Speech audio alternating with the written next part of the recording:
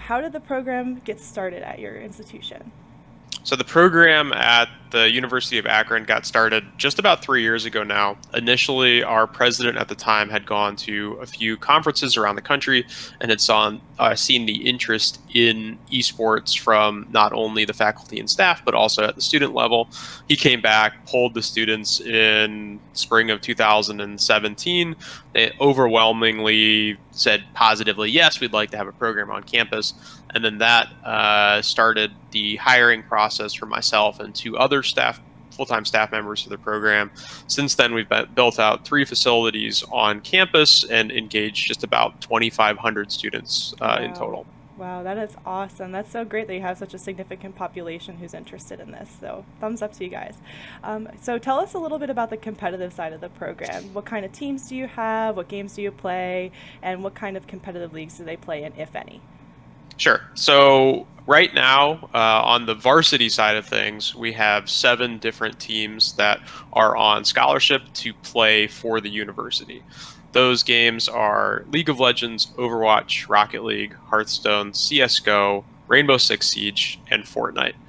They play competitively in the respective collegiate leagues for those games, and then in addition, they play in some other practice leagues as well.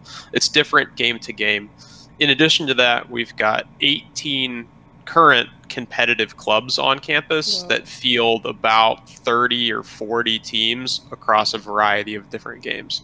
So some of those are in similar games or the same games that we have at the varsity level. For instance, we have, I believe, six League of Legends squads on campus, about the same number for Overwatch. And then we also have competitive teams that participate in Super Smash Brothers, different fighting games like Street Fighter, Tekken, Mortal Kombat. And then they even compete in things like Minecraft as well, which is kind of cool. That is Uh, rad. yeah, in total, give or take about 45 or 50 teams per semester at the Okay. university. All right, and actually, follow up question on that. So, with the 50 teams, how do you guys analyze who plays competitively, who plays casually? How do you oversee that? That seems like a lot of students to take care of and make sure they're all in the right place.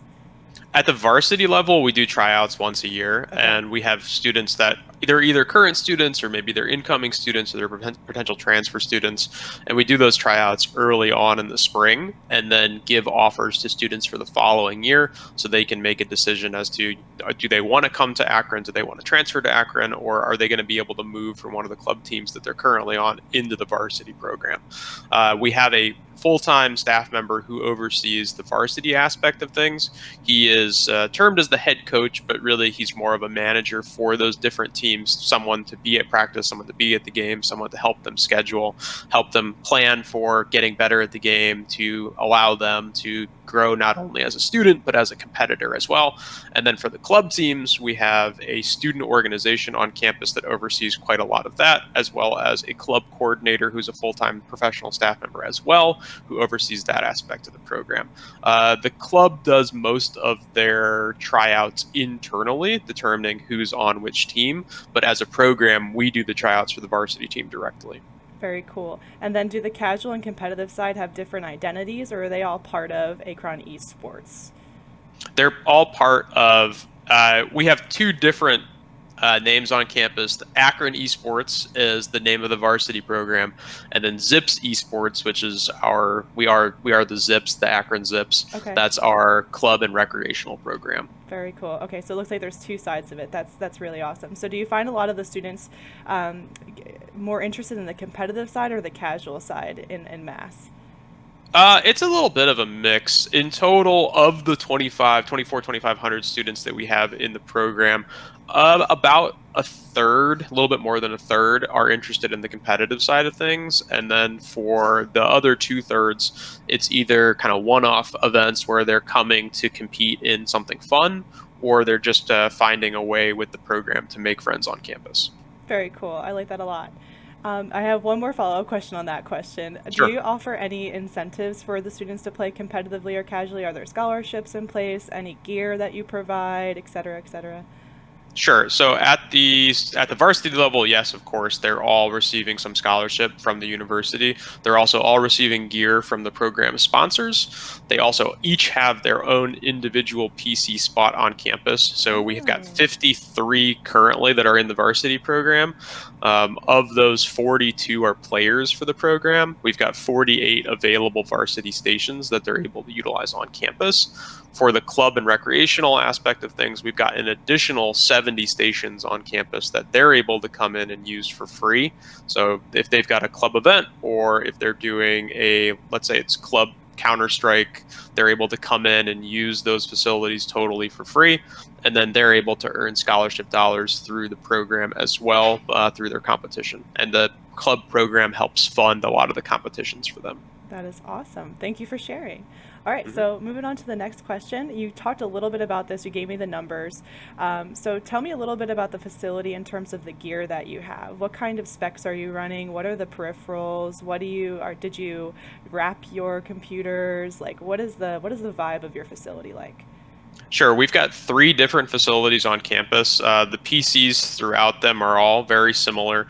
They're all running 1080 Ti's, 8700Ks. They've all got 16 gigabytes of 3200 RAM. They've all got large SSDs. They're custom cases for the Okay, university. So you can see a little bit of the RGB in there. And we've very got the nice. nice Zips logo on the side of it. They're nice PCs. In addition to that, we've got about 40 console stations on campus that students are able to utilize, whether that's casual or competitive for Nintendo, Xbox, or PlayStation. We'll be looking to upgrade those once the new consoles drop as well. Our sponsors provide all of the peripherals for the program. So we're sponsored by SteelSeries, who provides the mice, keyboards, and mouse pads. We're also sponsored by Audio Technica, who does all of the headsets for the program. And then we also have some other partial sponsors who come in and do other gear for us as well. Very cool, very cool. So three different labs on campus. One of them has 50, one of them has 70, and the other one has the consoles. Is that The 70 is split between two other okay? facilities. Very So yeah, cool. there's 48 stations designated as varsity stations. Then there's an additional 48 PC stations that are set up as club and recreational PC stations. There's 42 console stations, and then there's an additional 10 broadcasting stations. Okay. And a follow-up question on that. With the new regulations, social distancing, etc., how do you intend to fully use the space on campus now? With the 48, are you able to have all those students in at the same time? Is there going to be like a rotating schedule? What are some of your plans for going into the fall? So right now, what we're doing is the two club and recreational facilities are operating at about half capacity. Okay. So in total, we're able to have around 25 or 30 folks in there at a time. One of them we're using for reservations, and then the other one we're using for walk-in.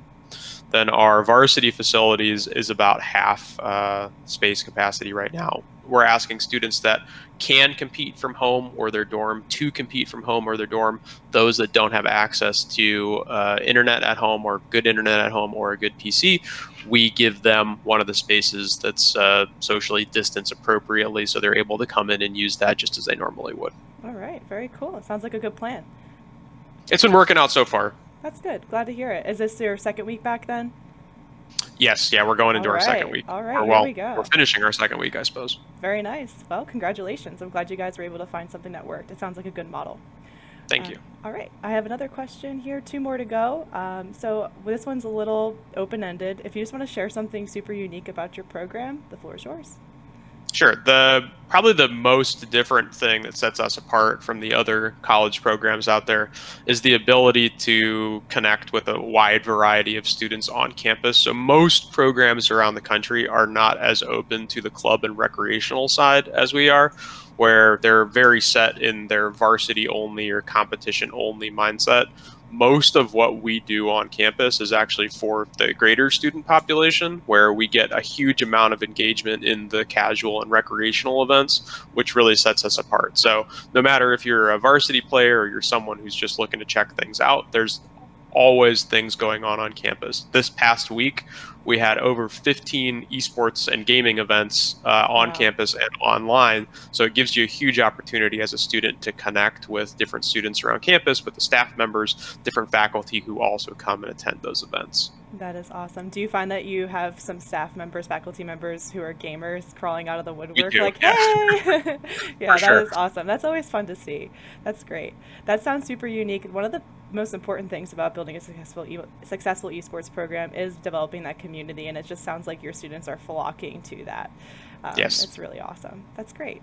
All right, last question here. For anyone who's interested in your program, what's one thing that you want them to know? This could be about what you're looking for in applicants for the varsity level, anything to a broader, more open suggestion, but what kind of advice would you give those students? Students that are coming out of high school and looking for a college program to attend, definitely start early. I would say that's the biggest thing that I always try and get across when I talk to high school students, is that it's important for you to start considering programs as early as your junior year and starting to reach out for communication, whether that's you reaching out directly or if you have a current high school coach and you're asking them to reach out on your behalf. Starting the process early is the best thing that you can do to get the most information for yourself, make the most connections with the schools that you're interested in, and then be able to get picked up by a school of your choice as well. Earlier is always better. If you're waiting until the spring of your senior year, most spots on some of the better programs are going to be taken by that point. So you're looking at starting that process well in advance.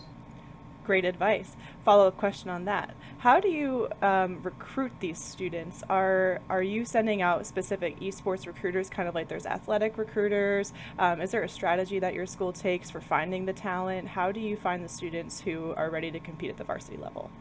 We reach out directly in most cases, and in addition to that, we rely on our network of high school coaches and high school players to be reaching out to us to let us know what's going on with players that they have that are graduating in the next couple of years.